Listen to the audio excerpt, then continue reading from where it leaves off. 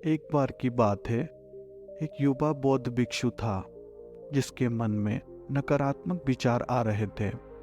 न चाहते हुए भी उसके मन में तरह तरह के नकारात्मक विचार आते रहते थे।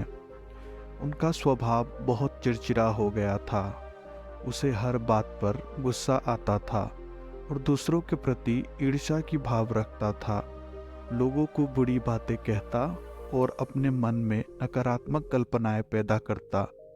वह इन सब बुरी आदतों से तंग आ चुका था।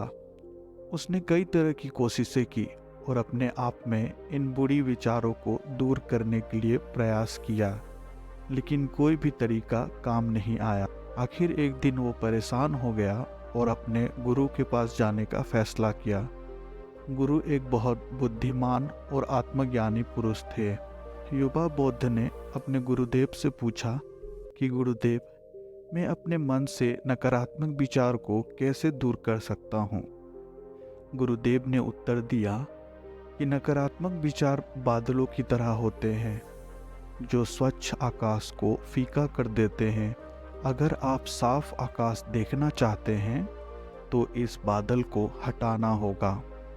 अगर आप अपने दिमाग में से नकारात्मक विचार को खत्म करना चाहते हैं तो सबसे पहले आपको अपने नकारात्मक विचार के मूल कारण को पहचानना और नष्ट करना होगा। गुरु की यह बात युवा बौद्ध को ठीक से समझ नहीं आई, इसीलिए उन्होंने गुरु से इसे थोड़ा विस्तार से समझाने को अनुरोध किया। तब गुरु अपने शिष्य को कहानी सुनाने लगते हैं। वह कहते हैं, एक बार एक आदमी जंगल से गुजर रहा था तो उसने रास्ते में एक सांप देखा। सांप को देखकर वो व्यक्ति डर गया और वहां से भागने लगा। जैसे ही उसने दौड़ना शुरू किया, उसका पैर पत्थर से जा टकराया और वह नीचे गिर गया। उसने खुद को बुरी तरह जख्मी कर लिया। जब वो उठा और पीछे मुड़कर देखा तो पाया कि वह सांप नहीं बल्कि सांप के आकार की एक लकड़ी थी जो सड़क पर पड़ी हुई थी।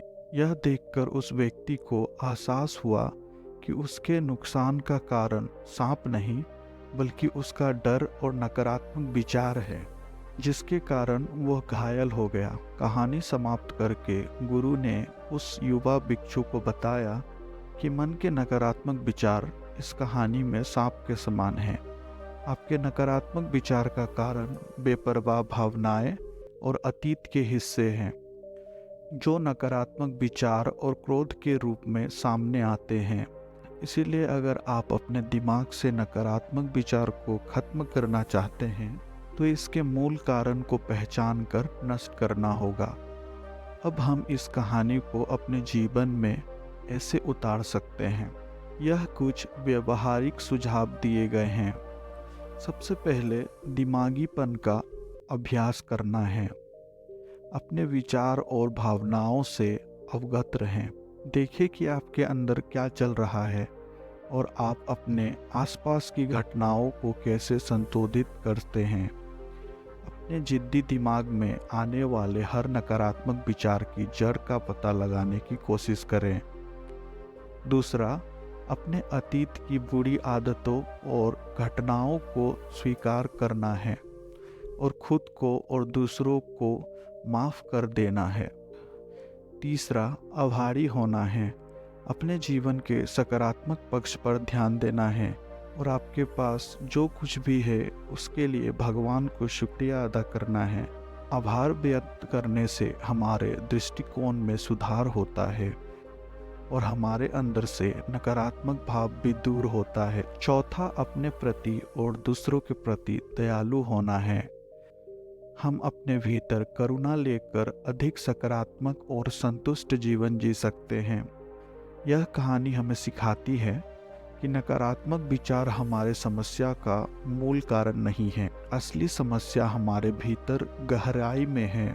इन विचारों के मूल कारण की पहचान करके हम विचारों को अपने दिमाग से बाहर निकालना शुरू कर सकते हैं और अधिक सुखी और संतुष्ट जीवन जी सकते हैं। याद रखें, कहानी में इस सांप की तरह हमारे अधिकतर विचार केवल काल्पनिक होते हैं।